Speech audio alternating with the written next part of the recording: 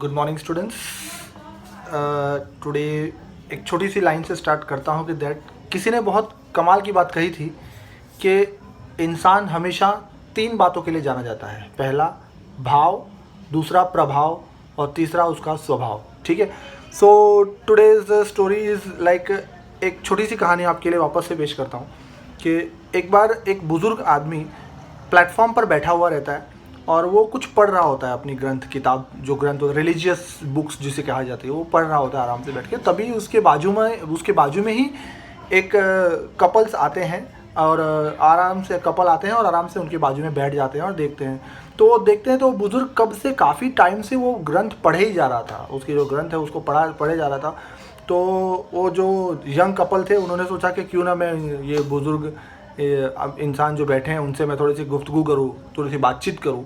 तो बातचीत स्टार्ट करते तो वो उनसे पूछते हैं कि सॉरी टू डिस्टर्ब यू, आपने इतने सारे अभी आजकल इतना एडवांस हो गया है, दुनिया एडवांस हो गई है, इतने वर्जन्स एडवांस हो गए हैं, तो आप ऐसा क्यों कर रहे हो कि मतलब ये पुराने ही बुक्स पढ़ के आप मान रहे हो। अगर आप कुछ पढ़ रहे हो तो कोई बात नहीं, आप उसे यूट्यूब पर देख सकते हो, आप चैनल्स देख सकते हो, आप टीवी सीरियल्स में देख सकते हो, नए नए वीडियोज़ और सीरियल्स बनते हैं, उनके हिसाब से भी आप ज्ञान की बातें ले सकते हो।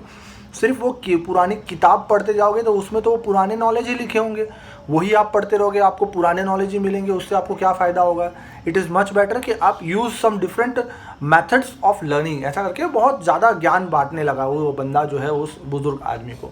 तो बाद वो बुज़ुर्ग आदमी ने उसे इग्नोर किया और बैठा ही रह गया। ठीक है। अब थोड़ी देर बाद क्या हुआ कि ट्रेन आ गई, क्योंकि स्टेशन पे थे, प्लेटफॉर्म पे थे, तो ट्रेन आ गई। और ट्रेन जब आई तो उन्होंने सिग्नल, बहुत काफ़ी भीड़ थी, तो क्या किया उन्होंने, बैठने के लिए बुज़ुर्ग आदमी जो है, जब भीड़ ज़्यादा थी तो पीछे वाले गेट से एंट्री मार ली, वो पीछे वाले गेट से अंदर बोगी में बैठ गए। और दूसरा जो बंदा था, जो कपल्स थे, यंग कपल्स, वो आगे वाले बोगी से बैठ गए। ठीक है। अब ट्रेन 1 मिनट में वहाँ से रवाना हो गई स्टेशन पे से। कुछ मिनट बाद, 2-5 मिनट बाद ट्रेन जब प्लेटफॉर्म से क्रॉस हो गई तब अचानक से चेन पुलिंग हुआ। लिसन, ठीक है, चेन पुलिंग हुआ और वो ट्रेन खड़ी हो गई, वहीं पे ही जगह पे खड़ी हो गई। अब वहाँ पर खड़ी हो गई, अफरा तफरी मच गई, भाई क्या हुआ, कैसे हुआ, क्यों हुआ। तब जाके पता चला, जब बुजुर्ग आदमी जाकर चेक करने बैठा कि भाई क्या दिक्कत हुई प्लेटफॉर्म पर, क्यों गाड़ी रुकी नहीं और अभी अचानक से चेन पुलिंग से गाड़ी क्यों रुक गई।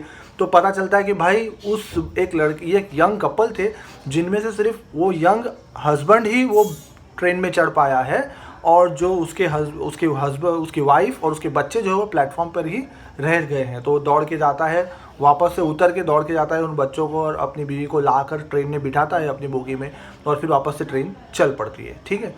अब जो बुज़ुर्ग आदमी है उस बंदे को बुलाता है अपने पास और उसको बोलता है कि आपने मुझे बहुत सारी ज्ञान की बातें बताई, तब मैं कुछ नहीं बोला, और अब मैं आपको सुनाना चाहता हूँ कि सुनिए आप मेरी बात। तो बोलता है कि मैं जो वो किताब पढ़ रहा था, जो पवित्र ग्रंथ पढ़ रहा था, वो कोई आम ग्रंथ नहीं, वो रामायण था, रिलीजियस बुक ऑफ रामायण। तो अगर आपने भी कभी रामायण पढ़ी होती, जो बुक्स आप, जैसा अब आप कब से बोल रहे थे, तो बुजुर्ग आदमी बोला कि अगर आपने भी कभी रामायण पढ़ी होती तो उससे एक सीख ये मिलती है कि हमेशा जब भी आप अपने फैमिली और बच्चों को ट्रैवलिंग के लिए ले जाओ, हमेशा जब भी आप अपने बच्चों और फैमिली को ट्रैवलिंग के लिए ले जाओ, तो always allow your parents, your family members to board first either train or buses. आप अपने बच्चों को और परिवार को पहले ट्रेन में बिठाओ या बस में बिठाओ, उसके बाद खुद चढ़ो, ना कि पहले चढ़ जाओ।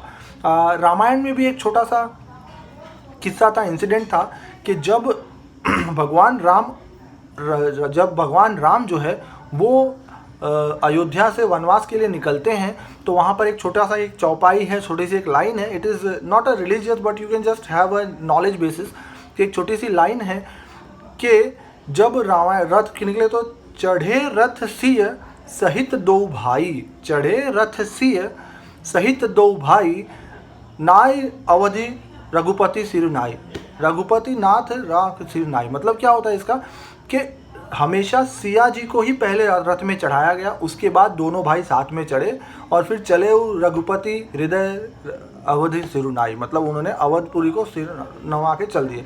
तो वहाँ पर भी जैसा जब रथ खड़ा था उस वक्त पहले श्री राम ने अपने सीता माता को चढ़ाया, उसके बाद उसके भाई बैठे, उसके बाद वो बैठे। तो ये एक लॉजिक है।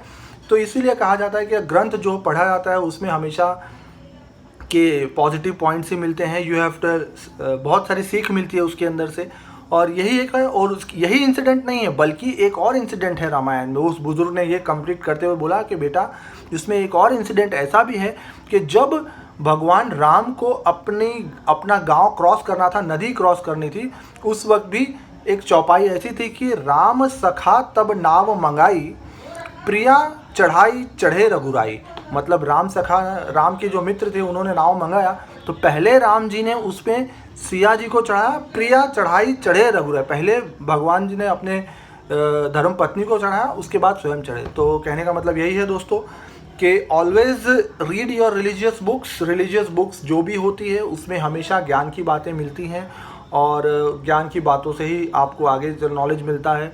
हाँ, मॉडर्न वर्ल्ड है, उसमें ऐसा नहीं है कि मॉडर्न ज़माने में नॉलेजेस नहीं है, बट जो पुराने बुक्स है, ग्रंथ हैं, वो आप अपने अपने हर ग्रंथ में आप देख सकते हो, चाहे वो गीता हो, चाहे वो कुरान हो, चाहे वो रामायण हो, हर एक में आपको हमेशा अच्छी बातें ही जानने मिलती है। तो जितना आप उसको ज़्यादा पढ़ोगे उतना आपको ज़्यादा उसमें नॉलेज मिलता है, ठीक है। इट इज़ नॉट लाइक कि खाली रामायण ही पढ़ सकते हो, आप कोई भी धार्मिक बुक, कोई भी रिलीजियस बुक पढ़ोगे, आपको उसमें हमेशा अच्छी बातें ही जानने मिलेगी। तो ये एक छोटी सी स्टोरी थी। So I hope you must have liked my stories, and thank you for watching my videos. You can comment also on my videos. Thank you very much.